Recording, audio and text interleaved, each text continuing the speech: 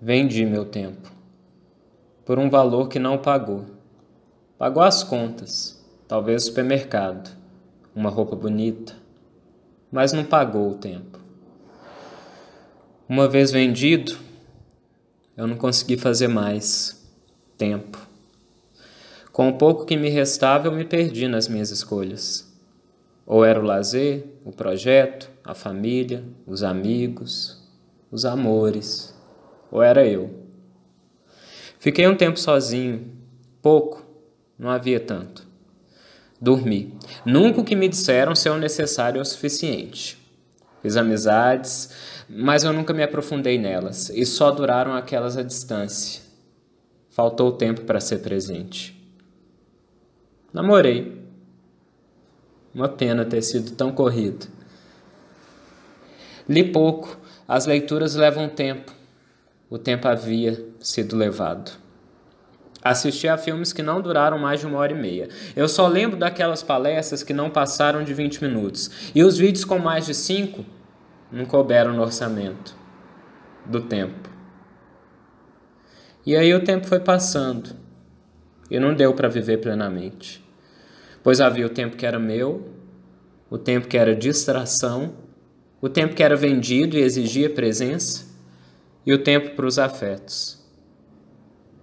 Não havia tempo para o amor. Então eu não amei o tempo.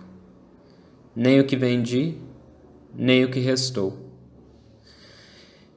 E aí o tempo passou. E agora sem ele, eu percebo que eu não tive o tempo de fazer o tempo parar. Ou ao menos valer a pena.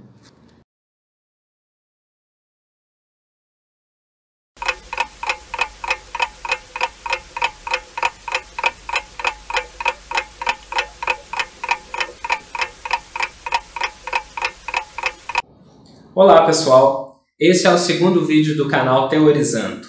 No primeiro eu falei sobre imagem, nesse eu vou falar sobre tempo. Pensando sobre tempo para fazer esse vídeo, eu lembrei que um professor da faculdade chegou na sala de aula há alguns semestres e disse que ele não conseguia se concentrar em nada que tivesse mais que 30 minutos. Nem em um filme, nem em um documentário, nem numa palestra. Ele havia decidido que mais que 30 minutos para a concentração dele não dava. Eu lembro que na ocasião eu pensei, por que não? Pensando que todos os filmes devem ter aí por volta de 1h30, 2 horas, uma palestra deve ter no mínimo 50 minutos. Um documentário então nem se fala, talvez até mais que isso. Será que ele não estaria perdendo muito conteúdo porque ele havia decidido que apenas 30 minutos era o limite da concentração dele, que isso era o máximo que ele conseguia se concentrar? Bom, eu não sei. Eu fiquei pensando nos meus hábitos em relação ao tempo. Porque eu assisto filmes de 1h30, 2 horas, eu assisto palestras de 50 minutos. Às vezes eu preciso fracionar, uma questão de vida prática. Mas eu não limito a minha concentração em tempo. Será que a gente está se limitando demais no tempo que a gente tem?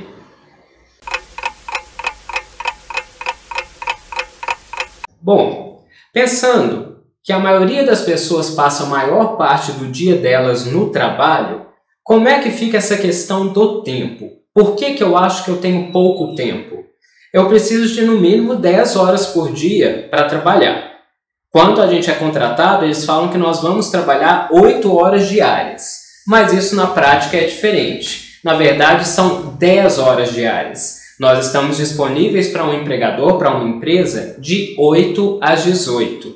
Tem aí 2 horas de almoço, né? E a gente ainda tem que contar com o deslocamento. Num grande centro, por exemplo, muitas vezes eu tenho que sair de casa com 1 hora, 1h30, 2 horas ou até mais de antecedência.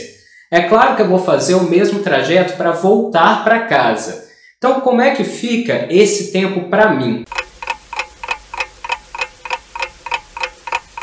Tem um cara que ele é até meio famosinho aí chamado Karl Marx, que foi um sociólogo, um historiador, um filósofo, um jornalista e uma porrada de outras coisas que essa galera passava muito tempo se aperfeiçoando e estudando, que ele trouxe para nós o conceito de mais-valia. O que é a mais-valia? Bom, eu acho que pouca gente vai achar que é bem remunerado.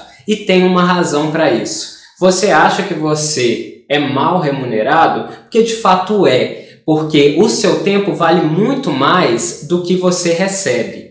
Então, numa matemática muito simples, você tem 8 horas diárias ou 10 horas diárias dedicadas para uma empresa. Na verdade, você recebe por apenas metade ou menos da metade dela. A matemática é a seguinte: se o seu empregador te paga R$1.000, os R$1.000 equivalem a 3 horas do seu trabalho, 3 horas e meia, na matemática da mais-valia. O resto, ele não te remunera. E aí, se você pensar na dificuldade para ir trabalhar, de voltar do trabalho, quanto tempo não remunerado você está perdendo? E aí você percebe que há uma discrepância muito grande no padrão de vida, na quantidade de dinheiro que o seu empregador tem e na quantidade de dinheiro que você tem. Isso está previsto, isto é a mais-valia. Isso é porque você dedica muito mais tempo para o trabalho do que de fato você recebe por ele. O que eu faço então com o meu tempo livre, sendo que a maior parte do meu tempo não é meu? Sendo que a maior parte do meu tempo está vendido para um empregador que, na verdade, não está pagando o que o meu tempo vale. E aí a gente entra em outra pergunta.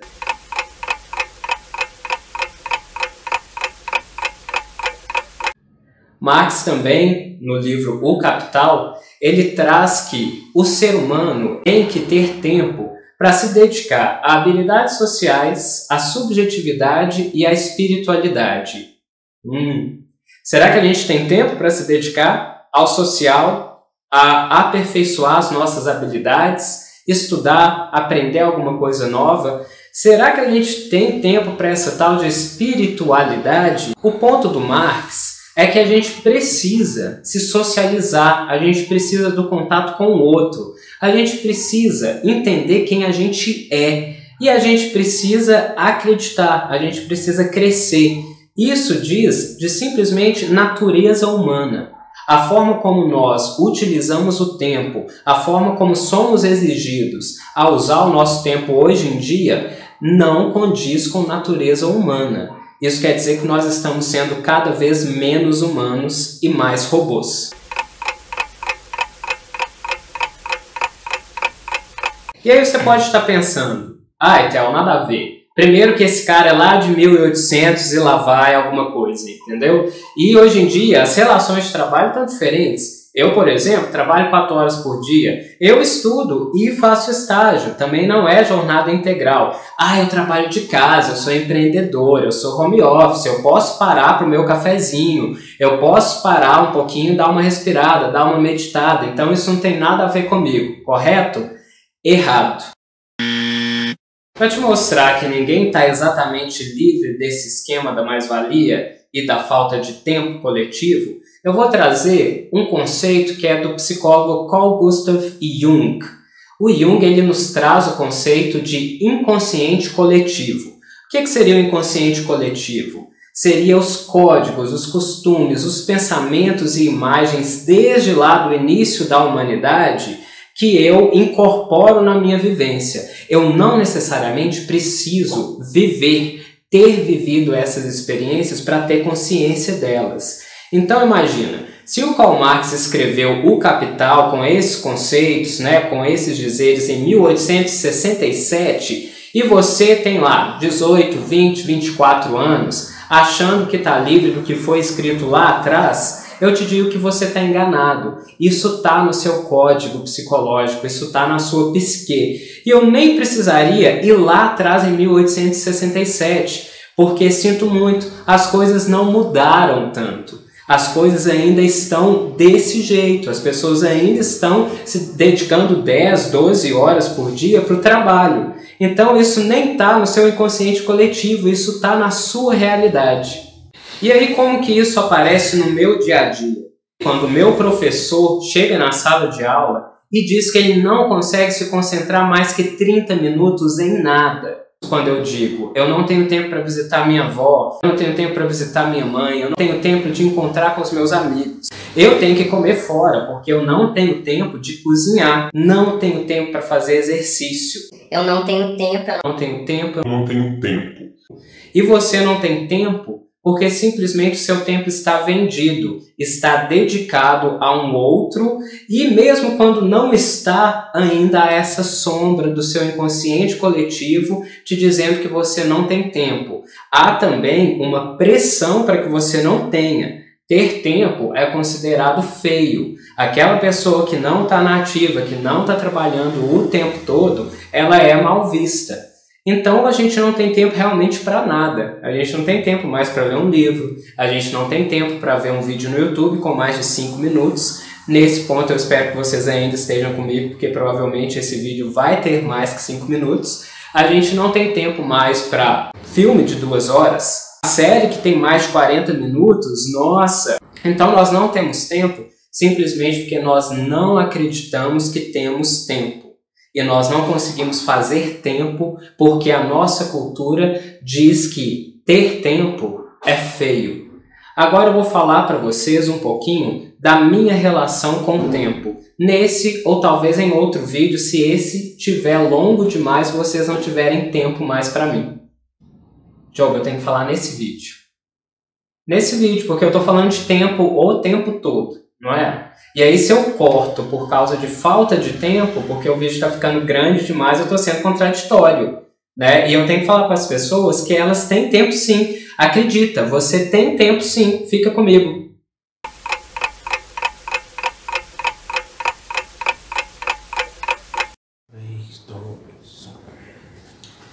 Eu lembro que eu comecei a trabalhar, eu tinha 15 anos de idade.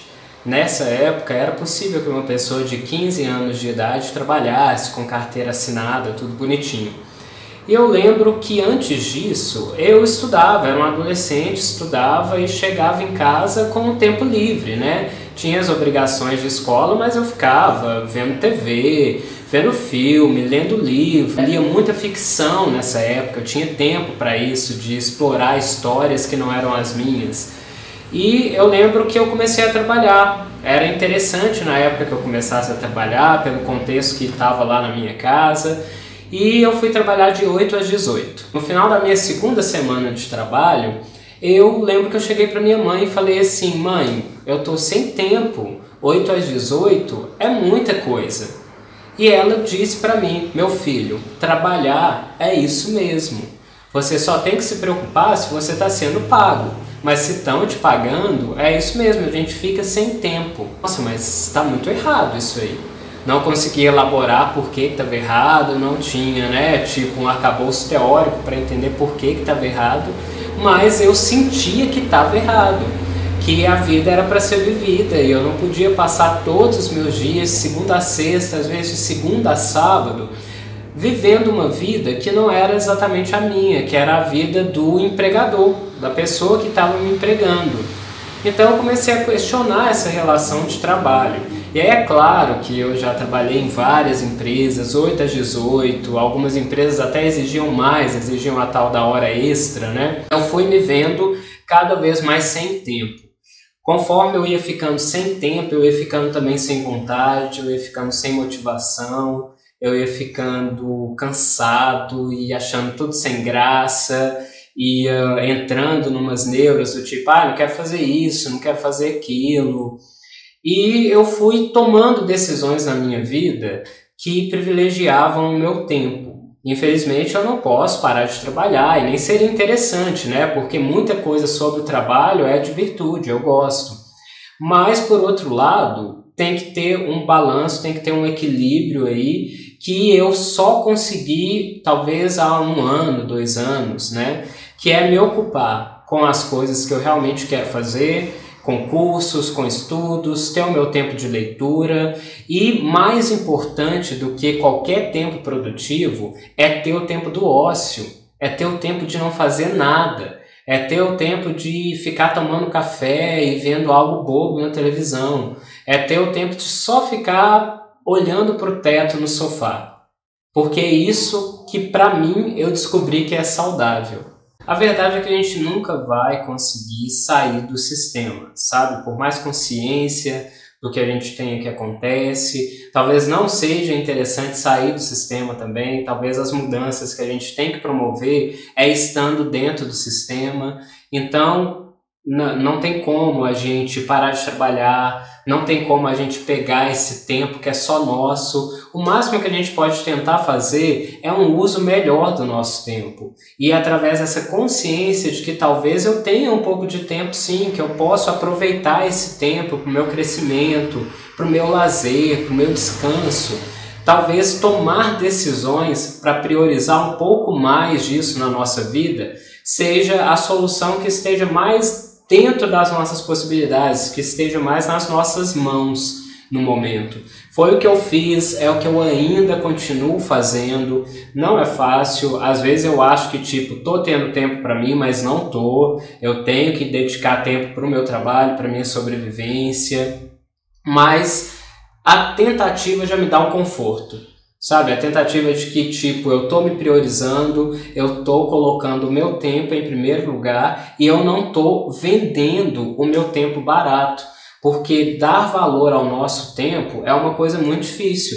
Mas eu deixo aqui para vocês que tempo é tudo que a gente tem, né? O tempo é a nossa vida. Então, quando a gente está vendendo o nosso tempo, a gente está vendendo a nossa vida. Então, como é que fica essa nossa relação com o tempo? Eu acho que a gente pode tentar viver melhor, a gente pode tentar fazer melhor uso do nosso tempo. Deixa aí nos comentários o que você acha, como é que você trabalha essa sua relação com o seu tempo, se você concorda, se você discorda, e eu vou ser agora aquela pessoa que pede like e pede para se inscrever no canal. Espero que vocês tenham gostado. Eu ainda estou pensando no tema do próximo vídeo, mas eu estou super aberto a sugestões. Então podem me falar também que tema vocês gostariam de ver aqui no Teorizando. E é isso, pessoal. Obrigado. Tempo, tempo, mano velho, falta um pouco ainda eu sei, pra você correr macio.